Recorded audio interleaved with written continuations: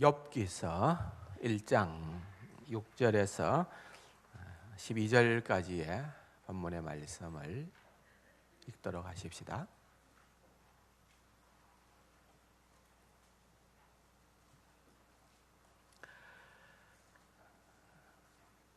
다 같이요. 하루는 하나님의 아들들이 와서 여호와 앞에 섰고 사탄도 그들 가운데 온지라.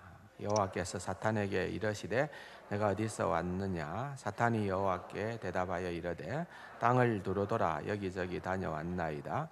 여호와께서 사탄에게 이르시되 내가 내 종 욥을 유의하여 보았느냐? 그와 같이 온전하고 정직하여 하나님을 경외하며 악에서 떠난 자는 세상에 없느니라. 사탄이 여호와께 대답하여 이르되 욥이 어찌 까닭 없이 하나님을 경외하리까? 주께서 그와 그의 집과 그의 모든 소유를 울타리로 두르심 때문이 아니니까. 주께서 그의 손으로 하는 바를 복되게 하사 그의 소유물이 땅에 넘치게 하셨음이니이다. 이제 주의 손을 펴서 그의 모든 소유물을 치소서. 그리하시면 틀림없이 주를 향하여 욕하지 않겠나이까? 여호와께서 사탄에게 이르시되 내가 그의 소유물을 다 내 손에 맡기노라. 다만 그의 몸에는 내 손을 대지 말지니라. 사탄이 곧 여호와 앞에서 물러가니라. 아멘. 벚꽃이 다 졌어요, 그죠? 아쉽게도 이제 벚꽃이 많이 져서 1년을 또 기약해야 됩니다. 내년 이맘때쯤 돼야 좀 더 좋은 벚꽃을 구경을 하겠다 생각하면 좀 아쉽기도 합니다. 벚꽃이 졌다라고 하는 말은 이제 확연한 봄이 되었다는 말이고, 또 봄이 되었다라고 하는 말은 또 남자들에게 있어서는 이제 스포츠 계절이 돌아왔다, 뭐 이런 의미가 있습니다. 그래서 우리 야구도 시작되고 또 뭐 축구도 하고 이러는데, 특별히 이제 저 태평양을 건너서 미국 메이저리그라고 하는 야구 경기에 많은 우리 한국 사람들이 원래는 우리 선수들이 좀 많이 뛰고 있는 거로 관심이 많습니다. 어제는 보니까 이대호도 홈런을 쳤고 또 박병호도 홈런을 쳤고, 하여튼 신나는 좀 일들이 있었습니다. 그런데 지금 이제 가장 주목받고 있는 선수는 사실은 이대호도 아니고 박병호도 아닙니다. 누구도 아니고 지금 전 매스컴으로 주목을 받는 선수가 하나 있는데, 그 이름이 뭔지 아십니까? 이름이 스토리입니다. 스토리. 영어로 스토리라고 하는 말은 이야기라는 말이잖아요. 근데 재미난 이름이죠. 이름이 이야기라는 거예요. 여러분 내 이름을 이야기 이렇게 할 수 있습니까? 잘 안 할 것 같아요. 그런데 이 선수의 이름이 스토리예요. 신인 선수인데 4게임을 하는데 벌써 홈런을 6방이나 쳤어요. 그러니 뭐 굉장하죠. 우린 지금 이제 하나씩 쳤는데 홈런을 6개나 쳤다. 뭐 출전 횟수는 좀 다릅니다만은 아무튼 이제 그로 인해서 와 하고 있습니다. 미국에서는 스포츠 스타는 진짜 스타입니다. 그 그레인키라고 하는 LA 다저스에서 어딥니까? 그 애리조나 디백스로 옮긴 투수가 있습니다. 그런데 얼마나 연봉이 높은지 공을 42개만 던지면은 미국 대통령의 연봉하고 같대요. 그러니까 뭐 42개면은 선발 선수가 그냥 하루 등판 해가지고서 한 서너 회 던지면 되는 공 숫자인데, 적어도 미국 대통령의 연봉하고 맞먹을 정도로. 그러니까 스타는 스타죠. 굉장합니다. 이제 이 스토리가 얼마나 스타가 될지는 두고 봐야 됩니다. 이게 뭐 그냥 잠깐 있다가 또 어떻게 될는지도 알 수가 없고 그렇습니다만은 아무튼 그 자체가 굉장히 바람을 일으킵니다. 이름이 재밌어요. 뭐라고요? 스토리입니다. 여러분 나중에 또 보십시오. 스토리가 어떻게 전개되는지 그걸 한번 보실 만한 내용이다 생각을 하는데, 그런데 또 더 재밌는 이름이 있습니다. 욥이라는 이름입니다. 욥. 우리는 그냥 욥이라고 하니까 그냥 봤는데 영어로는 이 욥이 뭡니까? 접, 잡 이렇게 할 수 있는 얘기입니다. 그런데 제가 뭐 미국에서 좀 살고도 왔습니다만은 적어도 제가 만난 사람 가운데에서 이 접, 잡, 욥이라는 이름을 한 사람은 만나지를 못해 봤습니다. 왜냐하면은 미국은 이 기독교적인 백그라운드가 있기 때문에 성경의 인물들의 이름을 많이 갖다 놓습니다. 뭐 데이비드, 다윗이라는 말이고, 존, 요한이라는 말이고, 앤드류, 안드레라는 말이고, 또 뭡니까? 뭐 필립 또는 폴, 바울이라는 말이고, 이런 성경 이름을 많이 갖다 놓습니다. 자녀들에게 그 이름을 붙이는 이유는 있지요. 그런 인물이 되라는 거예요. 그런데 욥이라는 이름은 안 붙여요. 별로 못 본 것 같아요. 왜 그렇습니까? 벌써 부모가 우리 아들을 고생 안 시키겠다는 거죠. 예. 욥 하면은 떠오르는 게 뭡니까? 생고생 아니에요. 생고생. 그러니까 적어도 우리 아이만큼은, 우리 자녀만큼은 이제 그 이름을 욥이라고 하지 않겠다는 그런 게 반영된 게 아닌가. 이거 저 혼자 추측입니다만 못 봤어요. 욥이라는 거. 근데 또 실제 책방에 가면은요, 그 이름이 굉장히 많습니다. 책에. 근데 그것은 사람 이름이 아니고 뭡니까? 직장에 대한 책들이죠. 직장에 관한 그런 책들을 서점에는 많이 있지만은 실제 그것이 이 잡이라는 것, 좁이라는 것이 사람으로서 그래 등장하는 것은 욥기서입니다. 성경에 나타나는 욥기서. 우리는 욥기라고 하는데 영어 성경에는 좁이라고 그렇게 되어 있지 않습니까? 그래서 이 이름도 좀 우리가 기억할 만한 이름이다, 특이한 이름이다 그렇게 봅니다. 쉽지 않은 숙제를 우리가 이제 풀려고 생각을 하고 있습니다. 욥기를 한번 다루어 보자는 거죠. 지난주부터 우리 시작을 했습니다만은 하나님께서 주신 구약의 말씀이 욥기가 있는데 이 욥기를 우리가 과연 얼마나 우리가 정말 잘 소화를 해내고 있는가, 이 부분을 우리가 좀 고민을 하면서 다루어 보는 것이 필요하다 그렇게 생각을 하면서 이제 욥기를 이제 살피는 그 시작선상에 왔습니다. 그래서 오늘은 지난주에 이어서 오늘도 역시 이제 서론에 대한 부분, 총체적인 그림을 먼저 나누려고 그럽니다. 그래서 이 그림을 그려놓고 큰 그림이 그려져야 우리가 통성경을 할 때도 보면은 작은 것들을 집어넣을 수가 있습니다.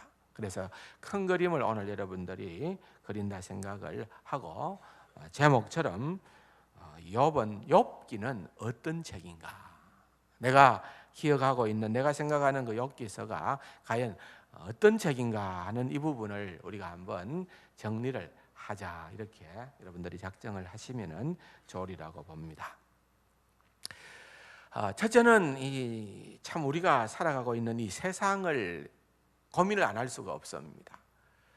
근데 여러분 진짜 뭐 정말 오래된 옛적 일 아닙니까? 족장시대면은 주전 몇천 년 전이니까 우리로 말할 것 같으면은 정말 오래된 옛날 이야기가 이 성경에 기록된 욥기입니다. 욥기. 그렇다고 하면은 그 수천 년 전의 이야기적 배경이 되는 그 세상이나 수천 년이 지난 오늘 우리가 살아가고 있는 이 세상이 어떤 차이가 있느냐? 차이가 없다는 거예요. 그 세상이 곧 지금 세상이고, 그때의 어려움이 지금의 어려움이고, 그때의 문제가 지금의 문제로 그대로 있다는 거지요. 정말 욥이 얼마나 의로운 사람인가, 지난주에 좀 말씀을 드렸던 것처럼 참 동방의 의인입니다. 온전하고 정직하고 하나님을 경외하고 악에서 떠난 자라. 그러니까 보통 우리가 고난을 당할 때는 1차적으로 자신을 돌아보지 않습니까? 내가 뭘 잘못했나? 내가 잘못한 것 때문에 하나님께서 나에게 좀 징계 채찍을 주는 게 아닌가? 이게 1차적인 우리 생각들입니다. 근데 지금 욥기서에서 욥이 당하는 고난은 자신의 잘못하고는 전혀 상관이 없습니다. 정말 의인으로서 당하는 고난입니다. 그런데 그 세상이나 지금 세상이나 여러분 우리가 알아야 되는 것은 의인이 고난 당할 수 있다는 거예요. 보통 고난이 아닙니다. 그냥 잔 바람, 그냥 비 좀 내리고 그치는 그런 정도가 아니라 이것은 그냥 허리케인급이죠.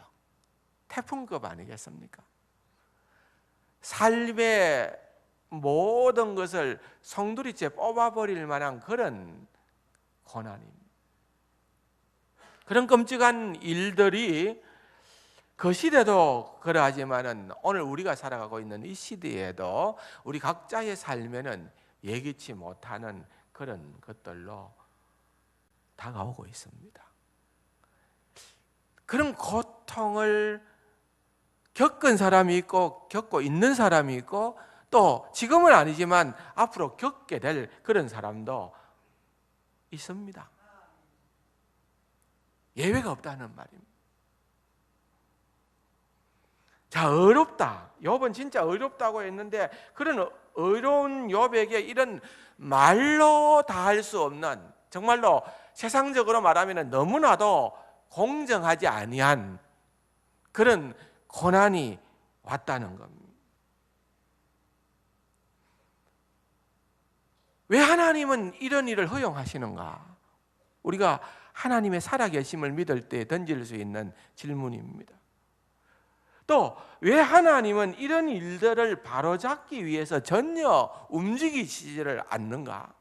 욥을 보면서 우리가 갖는 의문점입니다. 또 그렇게 잘 믿으려고 그냥 잘 믿는 것이 아니라 진짜 잘 믿는 성도들이 당하는 고난을 생각을 해보면서 정말 하나님 없이도 떵떵거리고 살아가는 자들이 우리 주변에 너무 많은데 그 사람들이 너무 잘 된다는 거예요. 그건 뭐냐?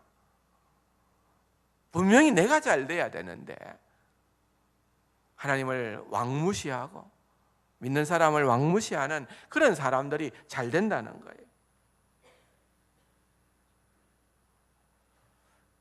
그때의 상황이나 오늘 우리의 상황이 별반 다를 바가 없다는 겁니다.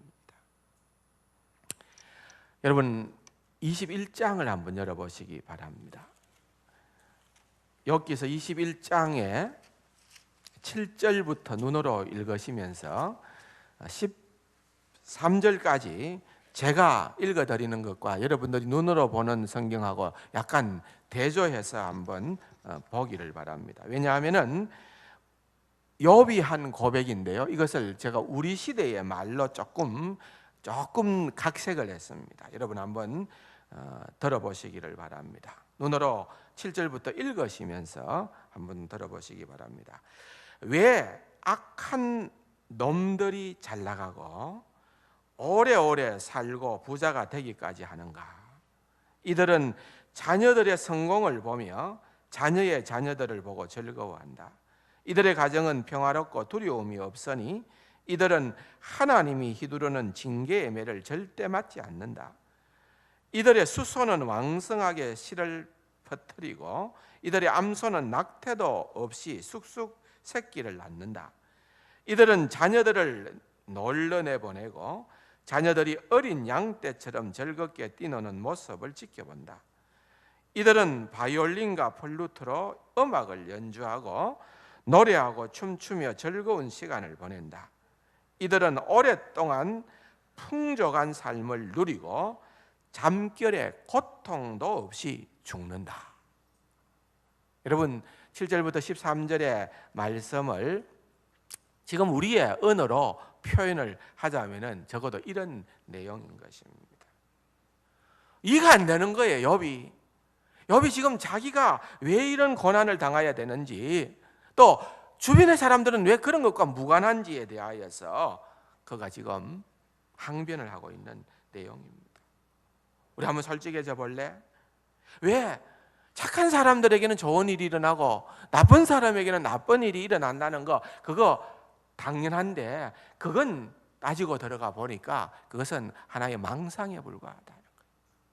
진짜 현실은 그렇지 않다는 거예요. 그런 거 이제 우리가 지워버려야 된다는 거예요. 사실이 아니라는 거예요. 세상을 한번 둘러보면은 이게 사실이 아니라는 것을 너무나도 확연히 알게 된다는 거예요. 하나님을 안중에도 없는 그런 사람들이 신자들보다 월등히 행복하게 살고 고통도 덜 당하고 더 오래 살고 죽을 때는 정말 아무런 고통도 없이 죽기까지 한다는 거예요. 왜죠? 왜? 하나님이, 정의로운 하나님이, 살아계신 하나님이 도대체 세상을 이렇게 돌리시느냐는 거예요. 그렇게 지금 욥이 항변을 하고 있는 내용입니다.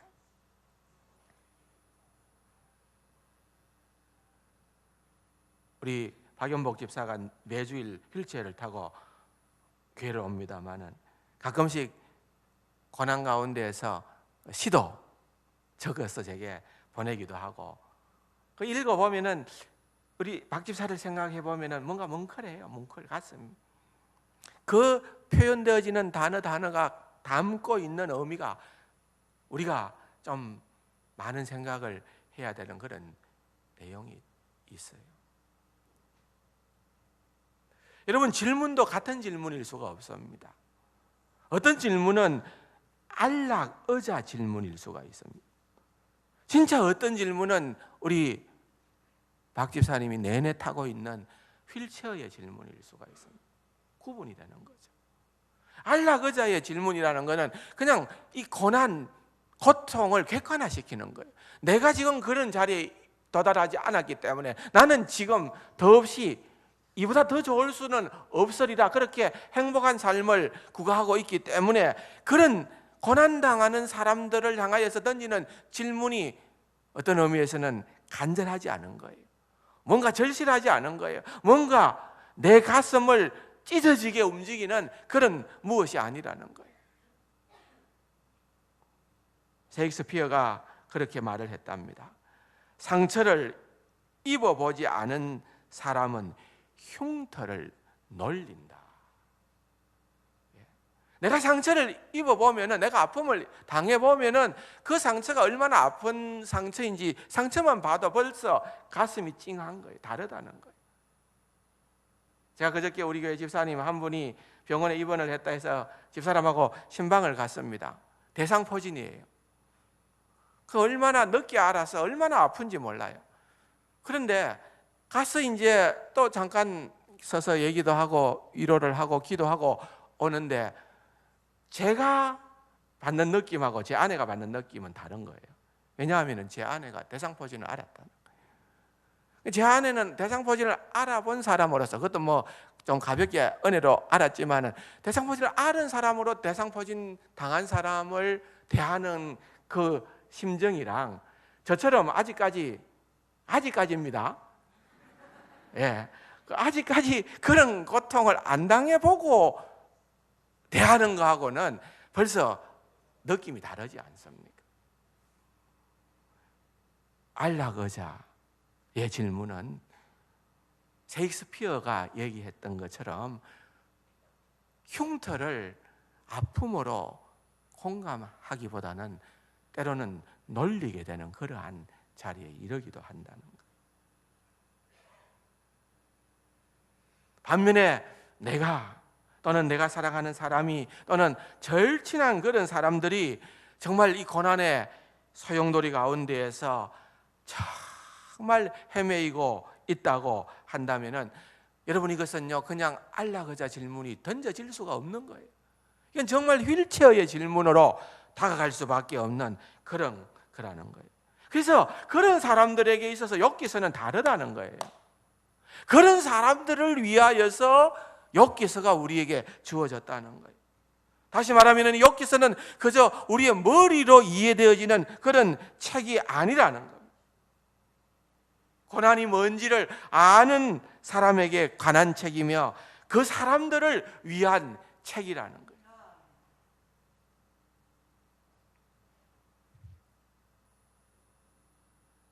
인생을 살아오면서 진짜 어떤 분들은요 그렇게 성실해요. 정말 잠 안 자고 열심히 일해요.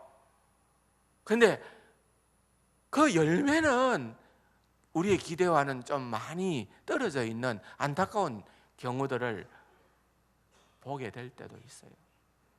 어떤 분은 그렇지 않아요.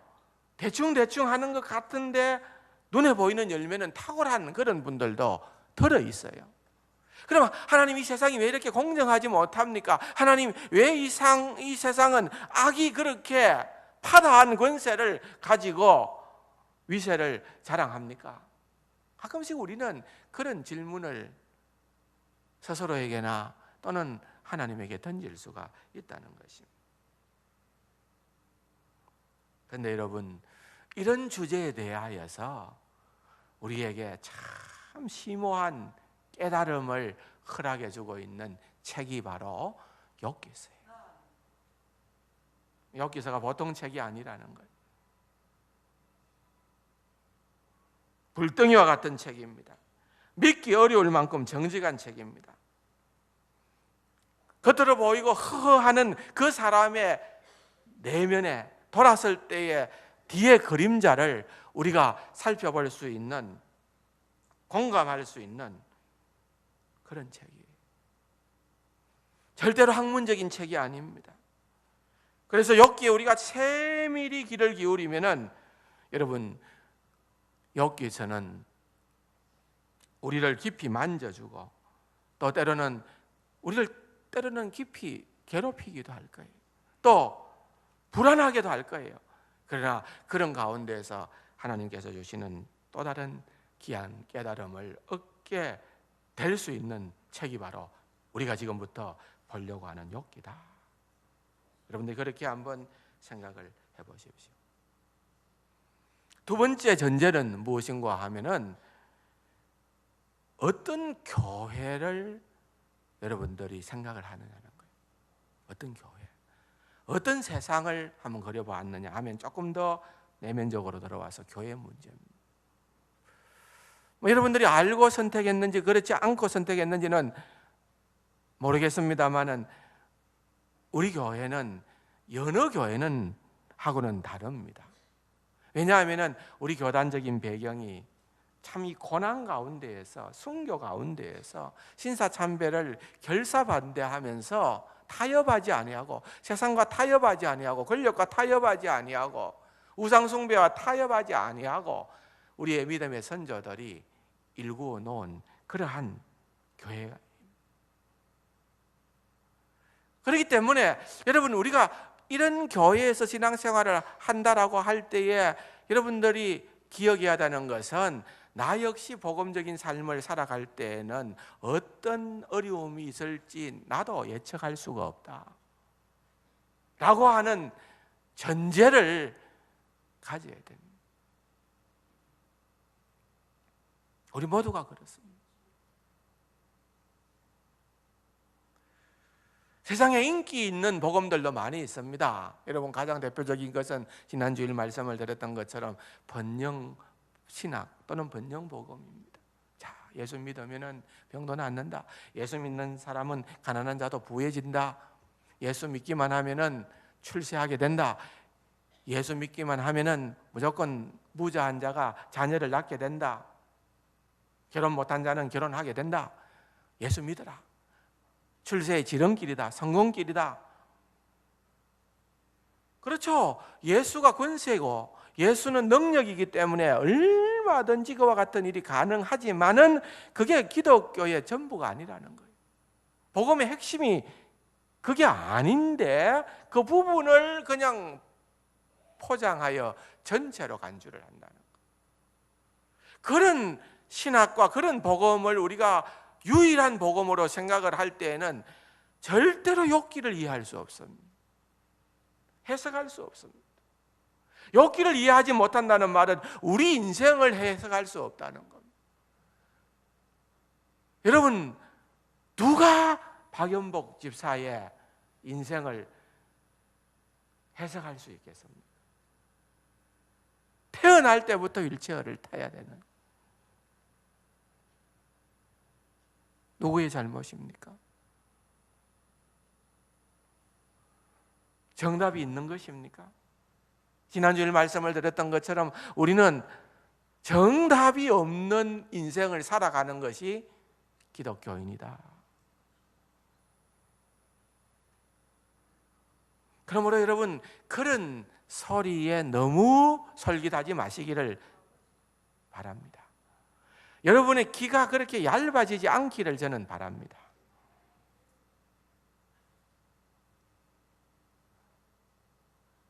성숙한 그리스도인들은, 진정한 그리스도인들은 물론 잘 될 수도 있습니다. 말은 안 해도 제 아내가 제게 제일 걱정하는 게, 주일날 한 번 와서 위로받고 세임 먹고 소망 갖고 가려고 하는데 예수 믿어도 고난당하더라, 고난 당해야 된다더라. 처져가지고 나갈 게 아니냐. 여러분, 그럴 수도 있습니다만은 그게 아니고요. 여러분, 욥기의 결론을 들어가 보면은 욥은요, 하나님께서 회복시켜 주셨습니다. 고난 없이가 아니고요, 고난을 뚫고서요, 고난을 관통하고서, 고난을 이기고서, 여러분, 그렇게 나아가는, 뭔가 역경도, 어떤 인생의 허리케인도 여러분 능히 감당할 수 있는 그런 진정한 그리스도인들이 되기를 소망합니다. 그런 교회가 되고 그런 메시지를 우리 한번 나누어 보면 좋겠어요. 그렇지 않습니까? 무조건 잘 된다, 예수 믿고 잘 된다. 개업 예배 가면은 뭐 그냥 액자 붙어 있는 거는 내 시작은 위약하였으나 내 나중은 뭐 창대하리라. 창대해야 되겠죠. 예, 창대해야 되겠죠. 내게 능력 주시는 자 안에서 내가 모든 것을 할 수 있느니라. 아멘. 뭐하고 해야죠. 해야죠. 근데 그게 다는 아니라는 거예요. 다는. 우리가 알 수 없잖아요. 안 될 수도 있고요. 아프리카 가나의 혼인 서약식에 가면은 믿는 사람들이 이제 서약식을 하면은 워낙 가난한 나라니까요. 우리가 옛날에 가난했을 때에 이 순복음적 메시지가 굉장히 사람들의 마음을 파고들고 용기를 주었던 것처럼, 그러니까 아프리카 가나에서도 워낙 가난하게 사니까 서약식을 하는데 어떻게 서약식을 이제 문구를 바꾸었는가 하면은 이렇게 바꾼대요. 우리는 기쁠 때나 슬플 때나, 슬플 때를 빼버리는 거예요. 기쁠 때나 더욱 기쁠 때나, 부할 때나, 가난할 때를 빼버리는 거예요. 부할 때나 더욱 부할 때나, 이렇게 대치를 한다는 거예요. 무슨 말인가 하면은 성도들로 하여금 더 큰 소망을 주기 위해 가지고 했겠지만, 어쨌든 우리 예수 믿는다는 것은 가난하고 상관이 없다. 우리 예수 믿는다는 것은 질병하고 상관이 없다. 우리 예수 믿는다는 것은 슬픔하고 상관이 없다. 이렇게 각인을 시킨다. 여러분, 이것은요, 진정한 복음은 아닙니다. 오히려 진정한 복음은 어려움과 힘든 역경 가운데에서도 하나님을 느끼는 거예요. 하나님의 임재함을 느끼고, 하나님의 능력을 느끼고, 하나님의 함께 하심을 느끼고, 그렇게 나아가게끔 되어져 있다는 것입니다.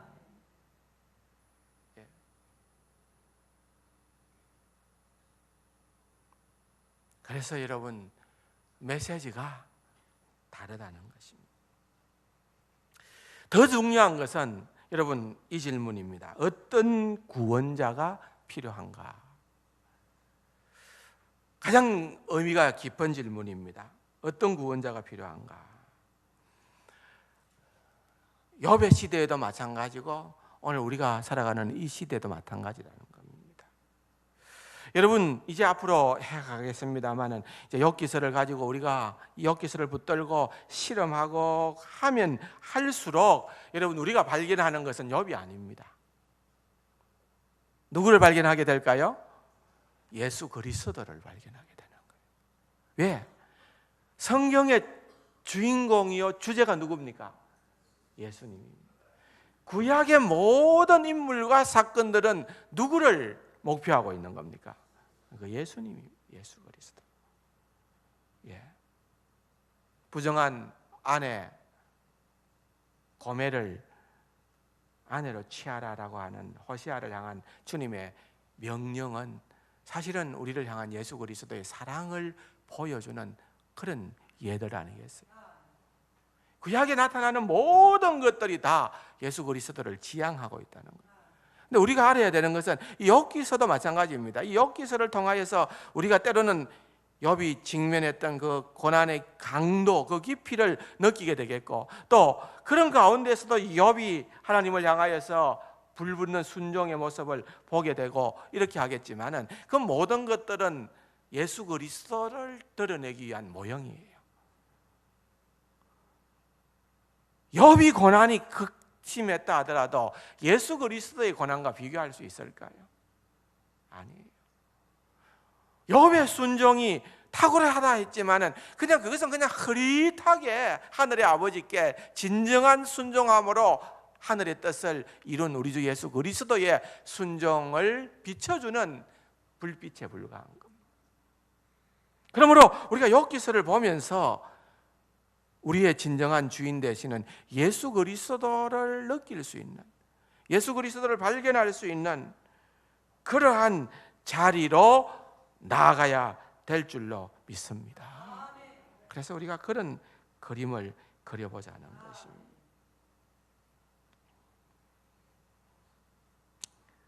그러면서 두 가지를 꼭 짚고 넘어가야 되겠습니다. 하나는 한번 따라합시다. 욥기서는 매우 긴 책이다. 얼마나 깁니까?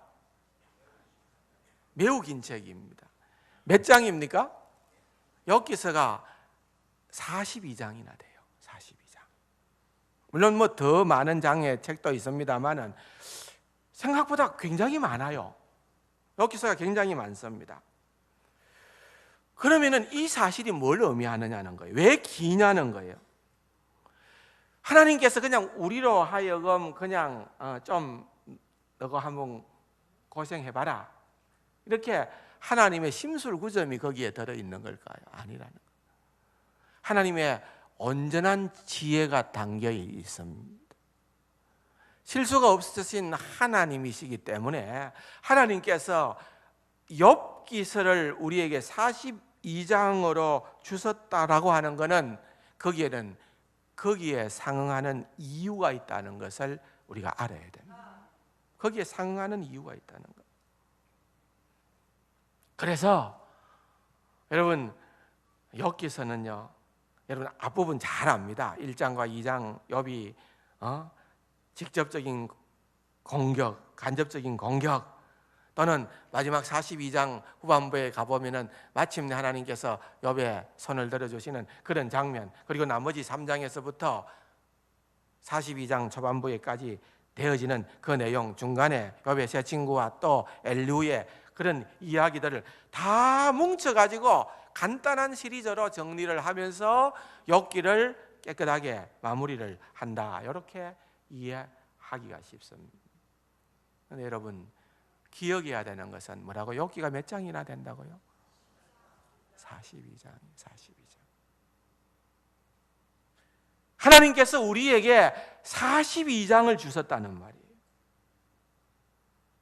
그러면은 여러분 지금 우리가 만약에 내 인생이 그냥 안락의자형 질문을 할 수 있는 자리가 아니라 내가 진정으로 휠체어의 질문을 드릴 만한 그런 위치에 있는 내라고 한다면은 여러분 이 욥기서가 절실한 거예요.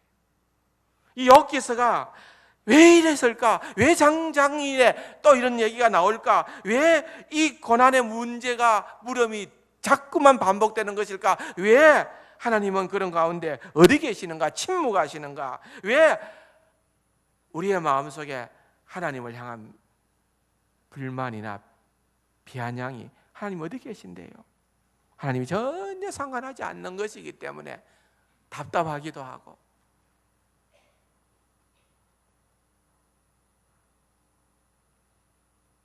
그럼 문제가 뭡니까? 인생에 그런 어려움이 올 때에 적답이 없다는 거예요. 적답이 없다. 오히려 우리에게 필요한 것은 42장이에요. 하나님, 도대체 하나님이 세상을 왜 이 지경이 되도록 내버려 두셨어요? 오늘도 잠깐 그 뉴스를 보니까 태어난 지 얼마 되지도 않은 아이를 어디에다가 놓고 돌려버렸다는 그런 타이틀을만 봤어요. 와, 하나님, 어찌 이런 일이, 이런 인생에 이런 참혹한 일들이 일어날 수가 있습니까? 여러분, 우리가 때때로 그런 질문을 하게 됩니다. 그러면은 하나님께서 우리에게 적답 주시지 않습니다. 뭐 주십니까? 42장 줍니다. 자, 42장이다.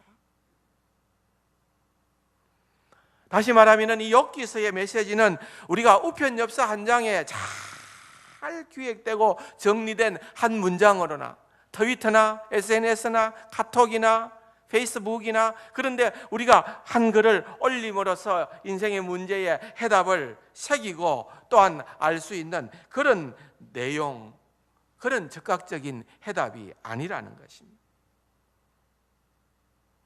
다시 말해 욥기 한 스푼에 뜨거운 물을 부으면은 해답이 나오는 게 아니라는 말입니다. 오히려 주님께서는 문제가 있을 때마다 우리의 손을 잡으시고, 자, 나와 함께 좀 멀지만, 좀 힘들지만 긴 여행을 떠나자꾸나.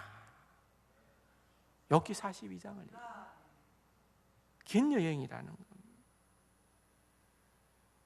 따라서 욥기는 농축한 핵심만 뽑아낼 수 있는 책이 아니라는 것입니다. 오히려 매우 천천히 아주 오래오래 계속되어지는 스토리입니다. 왜 그렇습니까? 슬픔에서 즉시 빠져나오는 길이란 없고 아픔을 재빨리 치료하는 길도 없으며 욥기의 메시지를 아주 간결하게 농축할 비결이 없기 때문에 그렇습니다.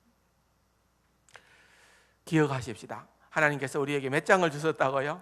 42장이에요. 우리 인생이 어려운데 42장 정도는 우리가 가야 된다는 거예요. 가야죠. 만족할 만한 지름길이 없다는 겁니다. 따라서 우리가 욥기서를 어떻게 읽어야 될까요? 천천히 읽어야 되고, 전부를 읽어야 되고, 묵상하면서 읽어야 되고, 많이 반복해서 읽어야 될 줄로 믿습니다. 그렇게 할 때에 각자 어느 길인지는 모르지만 하나님께서 우리의 길을 인도하여 주시리라 믿습니다. 그렇게 욥기서를 보자는 거예요. 두 번째는 욥기서는 한번 따라합시다. 대부분 시다. 뭐라고요? 예. 맛이 시다가 아니고 이건 시다예요. 시다. 무슨 말입니까? 오늘 우리가 읽어보았던 본문 말씀을 보면은 1장, 2장 중에 제가 지금 6절에서 12절까지의 말씀을 읽었고 또 21장의 말씀을 읽었는데, 앞부분에 읽었던 내용하고 1장, 2장의 내용하고 21장의 내용이 다르다는 거예요. 장르가 다르다는 거예요. 문체가 다르다는 거예요. 1장, 2장, 42장 중반 이후의 부분은 산문입니다. 산문. 이야기라는 거예요.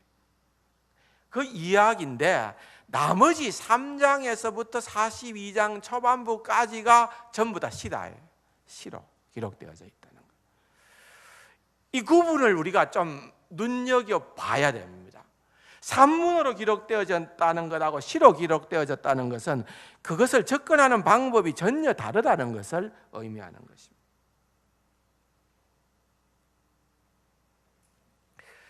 시는 그냥 머리로 이해되는 것이 아니고 기본적으로 저도 시에 대해서 잘 모릅니다만은 시는 가슴으로 이해하는 겁니다. 지성만 건드리는 것이 아니라 감성을 건드립니다. 우리가 좋아하는 대표적인 시인 가운데에서 윤동주 씨가 있습니다. 그의 시집의 타이틀이 하늘과 바람과 별과 시, 그의 시의 하나를 따서 그렇게 해놓지를 않습니까? 그 시가 우리 가슴을 뭉클하게 합니다. 또 저는 그 윤동주가 살았던 그 장소를 한번 가본 자로서 그 글을 대하니까 또 좀 느낌이 다릅니다. 또 그분의 책을 좀 더 연구했던 사람들은 또 다른 느낌이 있을 겁니다. 죽는 날까지 하늘을 우러러 한 점 부끄러움이 없기를 잎새에 이는 바람에도 나는 괴로워했다. 별을 노래하는 마음으로 모든 죽어가는 것을 사랑해야지. 그리고 나한테 주어진 길을 걸어가겠다. 오늘 밤에도 별이 바람에 스치운다. 굉장히 절제된 언어입니다. 굉장히 함축된 언어입니다. 그런데 그 단어, 그 한 문장 속에 그의 인생이 송두리째 들어 있습니다. 그의 사명이 들어 있습니다. 그의 인생을 바라보면은 이 시가 그 자신을 드러내었다는 것을 우리는 잘 알게 되는 것입니다. 문장으로 말할 것 같으면 너무 간단해요.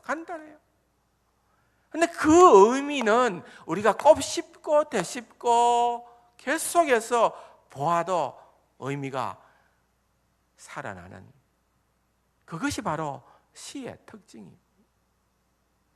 다시 말하면 욥은 95%가 대부분이 시로 되어져 있다는 겁니다.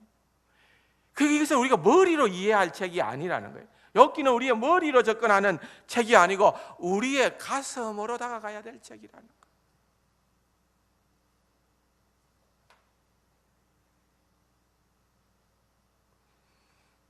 바라는 것은 여러분들이 좀 욥기에 푹 빠지기를 바랍니다. 그 시적인 의미가 여러분들의 심금을 울리기를 바랍니다.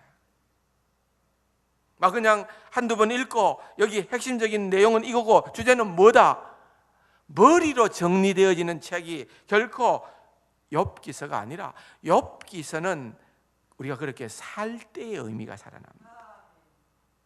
그래서 여러분 욥기서를 나누는 동안에 욥기서를 소리내어 읽고 숙고하고 잠기고 궁금해하고 불안해하고 묵상하는 그런 은혜가 있기를 바랍니다.